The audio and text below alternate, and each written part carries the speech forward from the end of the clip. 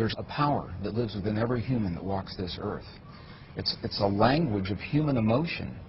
And the power of human emotion that we typically discount in our culture, not so in other cultures, but in our culture, the power of that emotion to literally change the conditions that we're talking about, the conditions of the healing within our bodies. And what the experiments are showing is that this power of emotion has the ability to influence not only our bodies biologically, but beyond our bodies into the physical world on the quantum level.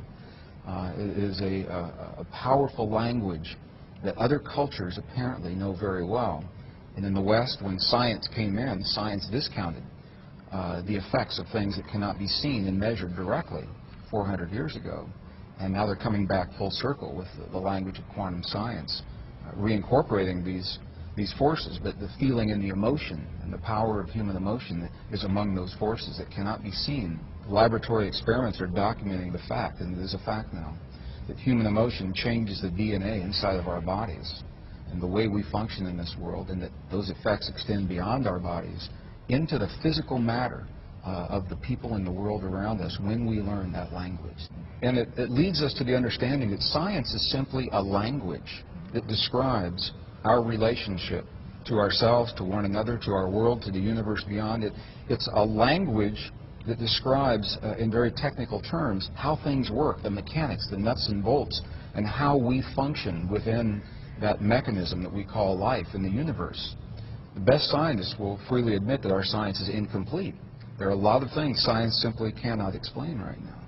But what if we take the best of the science that we do know and marry that with the languages that have always been here, the languages of spirituality, and those indigenous understandings that tell us we're part of this world and we're part of one another, we're part of a greater creation. We're not separate from these things. What if we marry those two ways of knowing into a greater wisdom? Where will that lead us? The line between science and spirituality is getting very fuzzy, and especially in the language of quantum physics. And if we can flesh out those missing pieces, and it helps us to become better people and create a better world, why wouldn't we want to do that? We already know what it's like to have a world where we all feel separate, and we feel like there's not enough to go around. It's a world based in competition. We know where that world has led so far. Let's try something different. What would happen if we embrace one another in a spirit of cooperation like all of the rest of the natural world does, humankind? This is the only species that believes that violent competition is the optimum way to get ahead. And it's based on a false interpretation of Darwin's work back in the mid-1800s. But all other species in nature, without fail, show that cooperation among the species will always produce the strongest of the species, the greatest number of offspring, the greatest ability to meet the challenges of whatever it is. And the bottom line, it says that you and I and our listeners, we have a latent power. It's dormant. It's sleeping within us. The ability to create a feeling and the quality of an emotion inside of our bodies that literally heals the stuff our bodies are made of. In the human body, 50 trillion cells, in every cell is a capacitor, it's a resistor, it's a transistor. It stores energy, it releases energy. Every cell in our body is about 1.17 volts of electrical potential.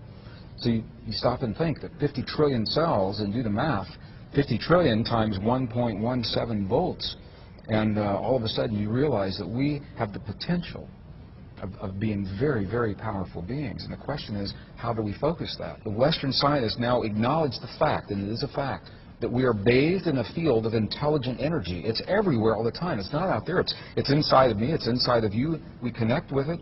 The language of human emotion and thought and feeling and belief, those kinds of words describe the language that allows us to communicate with this field. And when we can access this field, this is where the miraculous healings in the human body come from, and tremendously enhanced immune systems. And although scientists are still hard-pressed to measure this field like it's a non-conventional energy. So we don't have the kind of equipment that you would expect to typically measure a field like this. But we know how it works, and we know the effects are there.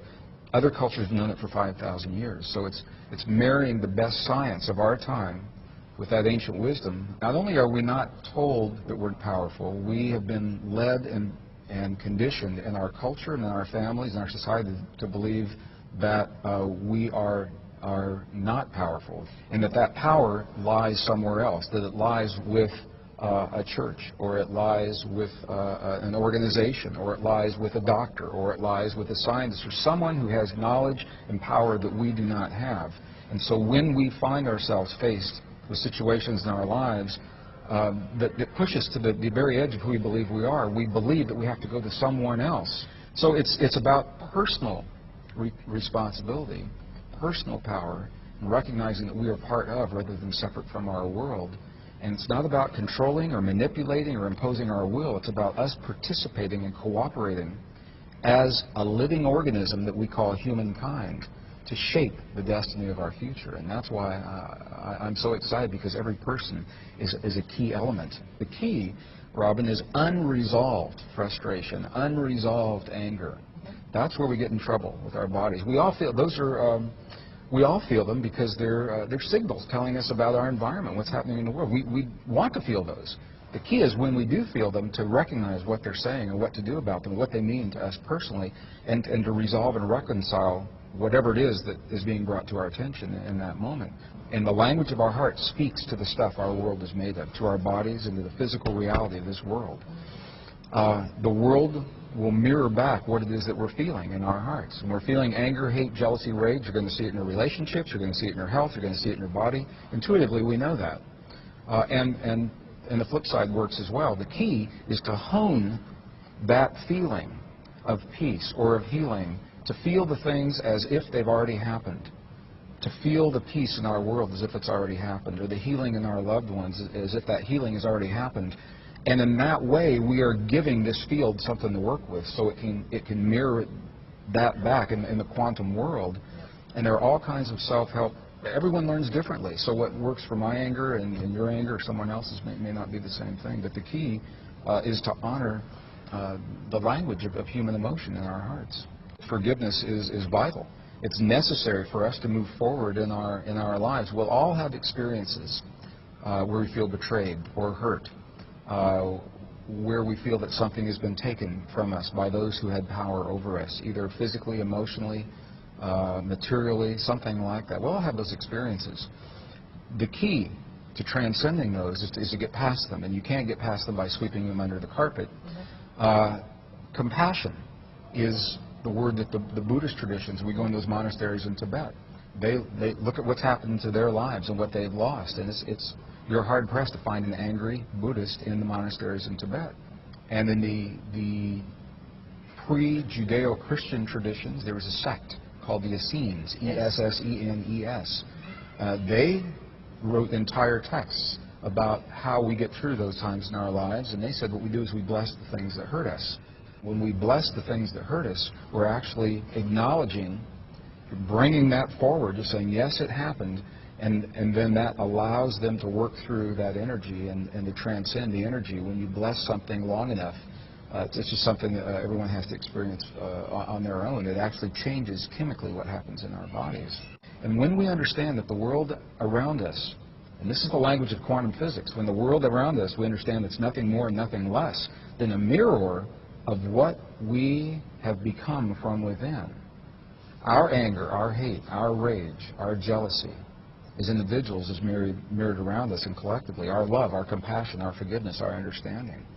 So I think this is a generation that gets to learn that new way of being and embrace. And I acknowledge as a scientist, this is a very different way of thinking about the world. It's very different from what I was taught and trained and conditioned on the one hand. On the other hand, it's what the science is showing and the evidence. We can talk about the experiments, and the evidence is out there showing that the emotions that we hold in here become the physical reality in the world around. They literally turn the atoms off and on of the stuff that our world and our bodies are made of. And that is a huge statement to make, and it's a very, very empowering way to look at the world.